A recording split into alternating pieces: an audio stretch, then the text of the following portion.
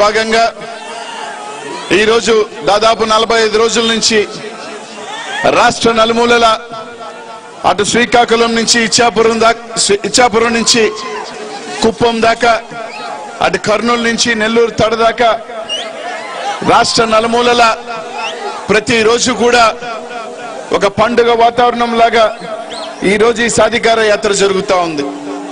అందులో భాగంగా ఈ రోజు ఇంత పెద్ద ఎత్తున రాయచోట్లో ఈ కార్యక్రమానికి విచ్చేసిన పెద్దలు డిప్యూటీ సీఎం అంజద్ బాషా గారికి, సోదరుడు పార్లమెంట్ సభ్యులు నందిగాం సురేష్ అన్న గారికి, అలాగే మరో సోదరుడు శాసనసభ్యులు పెద్దలు సీనన్న గారికి, అలాగే ఈ కార్యక్రమాన్ని ఇంత పెద్ద ఎత్తున ఈ కార్యక్రమాన్ని ఆర్గనైజ్ చేసిన మీ శాసనసభ్యులు పెద్దలు శ్రీకాంత్ అన్న గారికి ప్రత్యేకమైన ధన్యవాదాలు తెలియజేసుకుంటా ఉన్నా.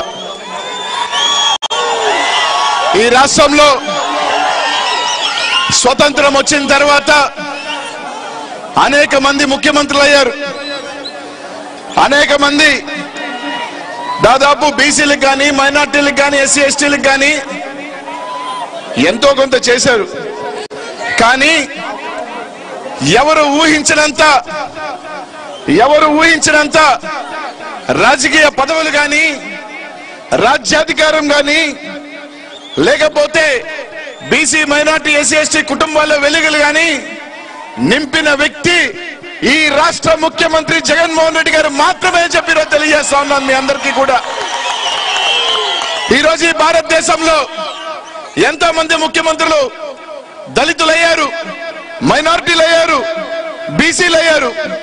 కానీ ఏ రాష్ట్ర ముఖ్యమంత్రి కూడా మన ముఖ్యమంత్రి జగన్ అన్నలాగా ధైర్యంగా నా బీసీలు, నా మైనార్టీలు, నా ఎస్సీలు, ఎస్సీలు అని చెప్పిన ఏకైక ముఖ్యమంత్రి మన జగన్మోహన్ రెడ్డి గారు మాత్రమే అని చెప్పి తెలియజేస్తా ఉన్నాను. ఈ రోజు ఇక్కడ ముఖ్యంగా అగ్రవర్ణ పేదల దగ్గర నుంచి, బీసీల దగ్గర నుంచి, ఎస్సీల దగ్గర నుంచి, ఎస్టీల దగ్గర నుంచి ఇక్కడున్న మహిళా తల్లులందరికీ కూడా ఒకటే అడుగుతున్నానమ్మా. 2019 ముందర స్వతంత్రం వచ్చిన తర్వాత ఈరోజు మీ అందరూ కూడా ఆలోచన చేయండి. ఈరోజు శాసనసభ్యులు కానీ, చిన్న చిన్న నాయకులు కానీ, లేదా గ్రామాల్లో ఉన్న పెద్ద నాయకులందరూ కూడా బాధపడవచ్చు. కానీ ఈరోజు మీ అందరూ కూడా ఈ రాష్ట్రంలో జగన్మోహన్ రెడ్డి గారు ప్రతి పేదవాడు, ప్రతి దళితుడు, ప్రతి బీసీ, ప్రతి మైనారిటీలో ఉన్న పేదవాడు తలెత్తుకొని బతకాలా, మా అక్క మా చెల్లి తలెత్తుకొని బతకాలా అని చెప్పి వాళ్ళ ఆత్మ గౌరవాన్ని పెంచిన వ్యక్తి ఈ రాష్ట్ర ముఖ్యమంత్రి జగన్మోహన్ రెడ్డి గారు అని చెప్పి తెలియజేస్తా ఉన్నా. ఈ రోజు ఇక్కడున్న అక్క చెల్లెలందరూ కూడా అడగచ్చు ఎలా అని. ఈ రోజు మిమ్మల్ని అందరూ కూడా ఒకటి అడుగుతా ఉన్నా. 2019 ముందు మీరు పెన్షన్ కావాలన్నా, ఒక అవ్వకి పెన్షన్ కావాలన్నా, ఒక వితంతు సోదరికి పెన్షన్ కావాలన్నా, లేదా ఒక చిన్న కాగితం కావాలన్నా, ఒక పథకం కావాలన్నా మీ అందరూ కూడా ఏదో ఒక నాయకుడి ఇంటి ముందు చేతులు కట్టుకొని అయ్యా నాకు పెన్షన్ ఇవ్వండి, అయ్యా నాకు ఈ డెత్ సర్టిఫికేట్ ఇవ్వండి, లేదా నాకు ఇచ్చిన పని కావాలా, ఈ పథకం కావాలని ఇల్లు చుట్టూ తిరిగి తిరిగి తిరిగి స్వతంత్రం వచ్చిన తర్వాత ఉన్న పరిస్థితులు వాస్తవం కాదని అడుగుతాను. అది ఏ నాయకుడైనా కానీ ఈరోజు జగన్మోహన్ రెడ్డి గారు ముఖ్యమంత్రి అయిన తర్వాత ఏ అక్క, ఏ చెల్లి, ఏ అన్న, ఏ తమ్ముడు, ఏ పేదవాడు కూడా తల దించుకొని ఒకరి దగ్గరికి వెళ్ళి నిలబడాల్సిన అవసరం లేదు. మీ బిడ్డ, మీ తమ్ముడుగా, మీ అన్నగా జగనన్న ఉన్నాడు అని ఈ రోజు నేరుగా వాలంటీర్ని మీ ఇంటికి పంపించి పథకాలు తీసుకొని మీరు ఏ నాయకుడి దగ్గరికి వెళ్ళి మీరిచ్చారని చెప్పాల్సిన అవసరం లేదు. మా బిడ్డ, మా అన్న, మా తమ్ముడు జగనన్న పంపించాడు మా ఇంటికి, పథకం మాకు ఇచ్చాడని చెప్పే విధంగా మీ ఆత్మ గౌరవాన్ని పెంచిన నాయకుడు జగన్మోహన్ రెడ్డి అని చెప్పి తెలియజేస్తా ఉన్నా. ఇది వాస్తవం కాదా? మీరు ఏ నాయకుడి దగ్గరికి వెళ్ళాల్సిన అవసరం వచ్చిందే?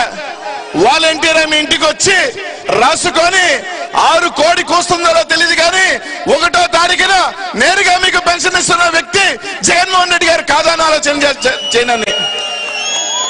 రేపు 2024 ఎన్నికల్లో మళ్ళీ మనం వెనక్కిపోతామా?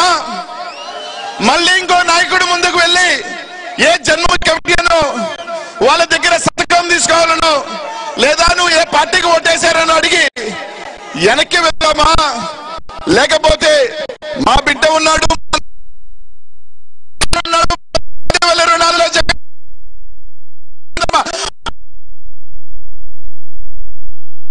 ఎవరి దగ్గర దేహి అనాల్సిన అవసరం లేదు. నిజంగా అర్హులైతే నేరుగా వాళ్ళ ఇంటికే పథకం ఇస్తానని చెప్పిన జగనన్నను గెలిపించుకుంటామా ఆలోచన మాత్రం మీరు చేయండి అని చెప్పి తెలియజేస్తా ఉన్నా. ఈ రోజు ఈ రాష్ట్రంలో ముఖ్యంగా బీసీలు కానీ మైనార్టీ ఎస్సీ ఎస్టీలు ఆలోచన చేయాల్సిందల్లా ఒకటే, ఏ ఒక విప్లవైనా ఒక్క అడుగుతో మొదలవుతుంది. ఆ అడుగుని 10 అడుగులు వేసుకుంటామా లేతే ఆ వెనక 10 అడుగులు వేస్తామని ఆలోచన చేయాల్సిందల్లా మన చేతుల్లోనే ఉంది.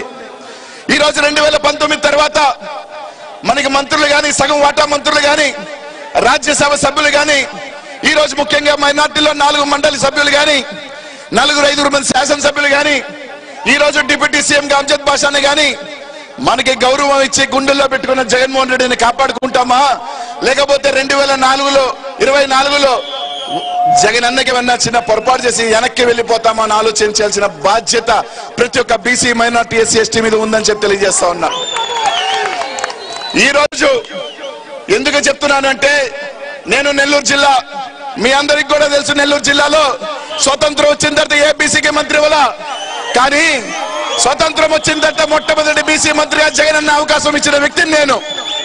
మేము ఎక్కడికన్నా వెళ్తే చెప్తారు అన్ని పథకాలు మీకే, అన్ని పదవులు మీకే అని. అప్పుడు గర్వంగా ఉంటుంది, మా అన్న జగన్ అన్న ఉన్నాడు, మమ్మల్ని అండగా ఉంటాడు అని గర్వం మాకుంటుంది. అలా కాకుండా రేపు ముఖ్యంగా బీసీలు కానీ మైనార్టీ ఎస్సీ ఎస్టీలు వాళ్ళని నమ్మితే ఎంత దూరమైనా పోతారు, వాళ్ళకి అవకాశం ఇస్తే ఎంత దూరమైనా సరే మన వెంట నడిచి మన నమ్మకాన్ని ఒమ్ము చేయరు అని చెప్పే వ్యక్తులు ఈ రోజు జగనన్న మనల్ని నమ్మి ఈ రోజు రాజకీయ పదవులు కానీ ఎవరన్నీ చెప్పినా ఎన్ని కష్టాలున్నా ఎన్ని ఇబ్బందులున్నా నేరుగా మీ అకౌంట్ లో వేసే డీబీటీ పథకాలు.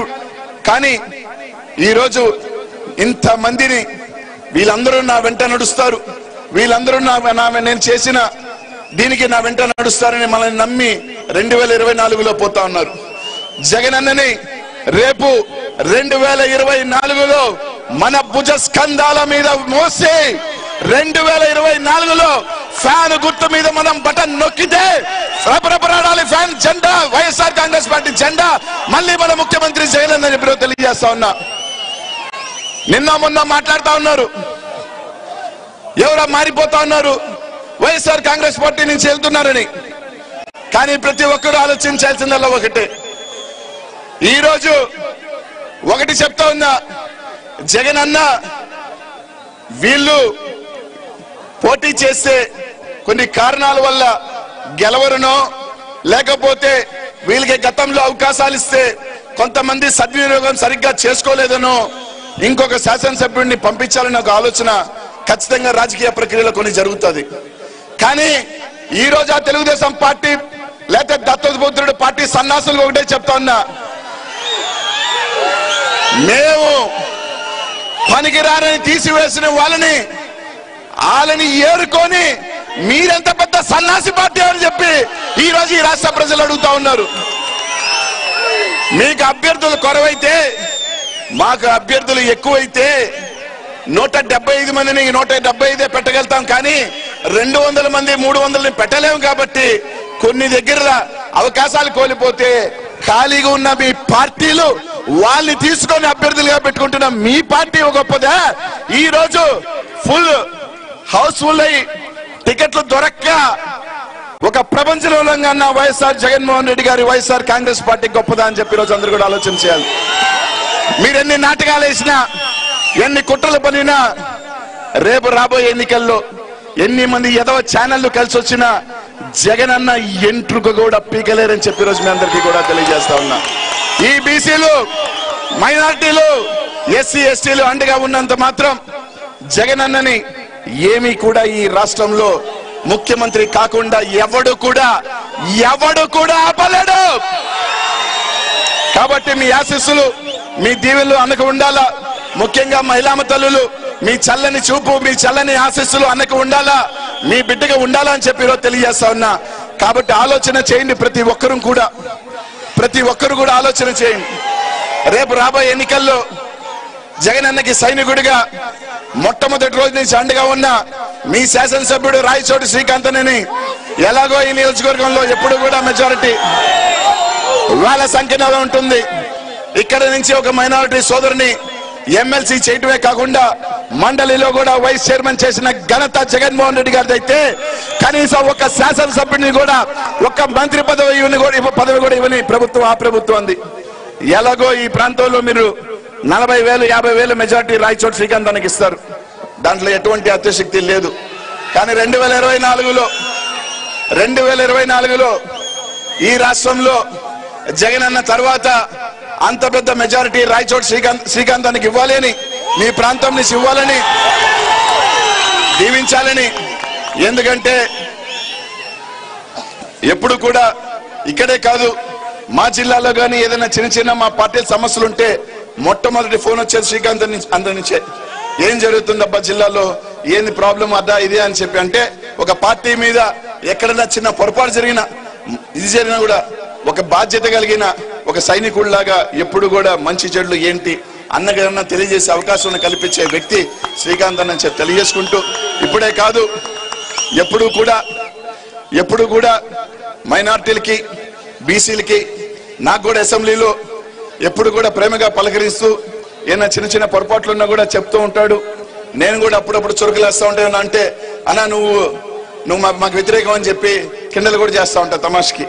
కానీ మంచి వ్యక్తి, మనసున్న వ్యక్తి జగన్ అన్న శ్రీకాంత్ అన్నని 50,000 పైచీలకు ఓటుతో మీరు గెలిపించాలని ఈ అవకాశం నాకు ఇచ్చిన పెద్దలందరికీ కూడా పేరు పేరున ధన్యవాదాలు తెలియజేసుకుంటూ, రేపు రాబోయే ముఖ్యంగా మీ అందరూ కూడా ఆలోచన చేయాల్సిందల్లా ఒకటే, కడప పౌరుషానికి రాయలసీమ పౌరుషానికి అవతల ఒక పప్పులు పులికేసి ఒక కపట నాటకాలు ఉన్న వ్యక్తికి జరుగుతున్న యుద్ధం. ఈ రోజు జగనన్న చేసిన పోరాటం భారతదేశం సైతం వణికిచ్చే నాయకుల్ని వణికిస్తే, అబ్బను లోపలేస్తే అబ్బకు అండుగుండగా ఢిల్లీ బారిపోయిన వ్యక్తి ఈ రోజు జగనన్న గురించి మాట్లాడుతున్నాడు అంటే అంతకన్నా దరిద్రం